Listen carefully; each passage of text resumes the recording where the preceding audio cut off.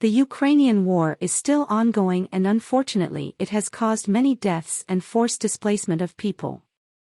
Since the beginning of the conflict in 2014, the situation in the region has been very unstable, with ups and downs in fighting and diplomatic efforts to reach a peace agreement.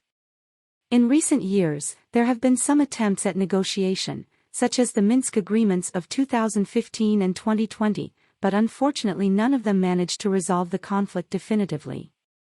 In addition, Ukraine has been facing other challenges such as the COVID-19 pandemic and internal economic and political problems.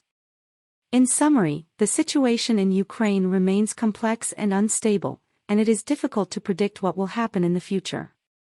What we can expect is that the parties involved in the conflict will continue to seek a peaceful solution and that the international community will continue to support peace efforts in the region. Ukraine is still recovering from the aftermath of the war, and the lives of people in the country can vary depending on the region they live in.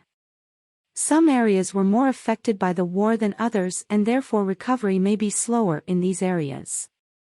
Generally speaking, the Ukrainian economy was badly affected by the war and many people had to deal with the loss of their jobs and livelihoods. Inflation has risen and the general standard of living has deteriorated for many people. However, the Ukrainian government has made efforts to help those affected by the war. For example, financial and social aid programs were created for those who were displaced from their homes or lost their jobs. In addition, international organizations such as the UN have provided humanitarian aid and assistance with reconstruction projects. While the situation is still challenging for many Ukrainians, the hope is that, given time and the right help, the country will be able to fully recover from the war and provide a brighter future for its people.